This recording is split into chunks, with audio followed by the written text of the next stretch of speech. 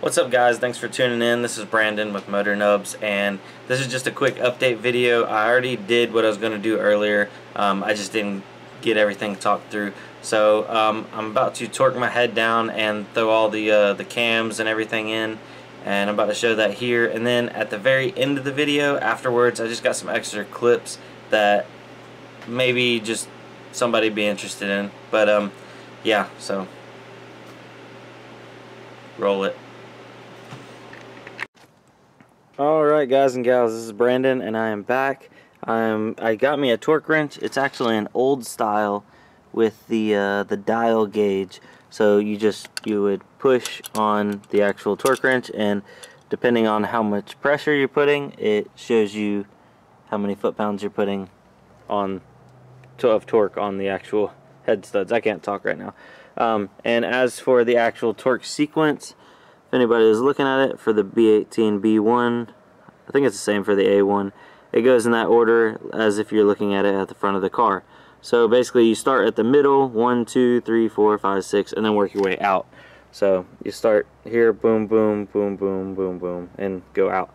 And on the ARP head studs, I'm going to start out at 25 foot-pounds and then bump up to 60, and I'm going to do it in 2 steps. So all of them up to 25, and then bump them all up to 60, and we should be good to go. Some people say you can put a little bit extra on them, but I've always done it at 60. I did it before and it held fine, and yeah, so might as well stick with what's tried and true and recommended.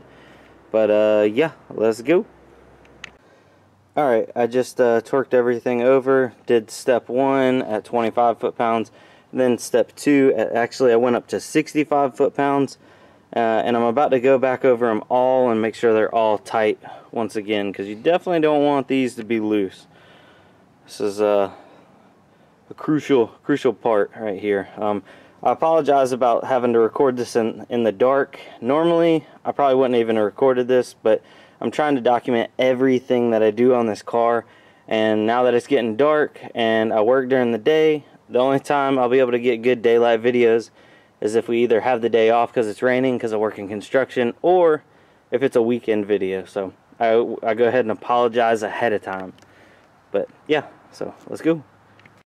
Alright, now that all the head is torqued down, and I went over it again and checked it, and I made sure everything was right at that 65, almost 70 foot-pounds on the head studs.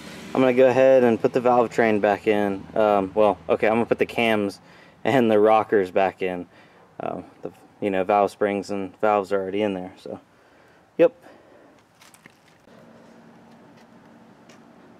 Boom, there it is. Okay, and I did want to touch on something because I had a couple people ask me like about valve lash adjustment and that kind of thing.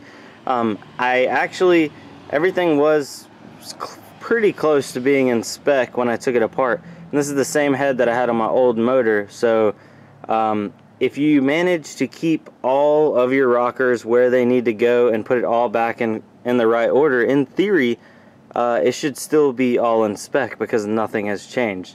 So I won't really need to, if I hear a bunch of tipping and tacking, yeah, I'll go in and check it, but I'm probably not even going to stick a feeler gauge to it. I'm just going to slap it together, throw some oil in there, and see how she runs. But yeah, so got the whole, basically the top end of the motor assembled. It's getting a little cold, it's getting a little late. This is just a quick short update video. We'll be doing the whole bottom end, and I need to make me a new oil pan because my old one where the fitting for the drain for the return line actually was leaking around the weld. So I think I'm going to give one of my friends a call, either Sebastian from Oddball Factor video. His link will be down in the description. He does a bunch of cool stuff. He can help me out. I know he can weld. So yeah, but thanks for watching, guys, and I will see you on the next one.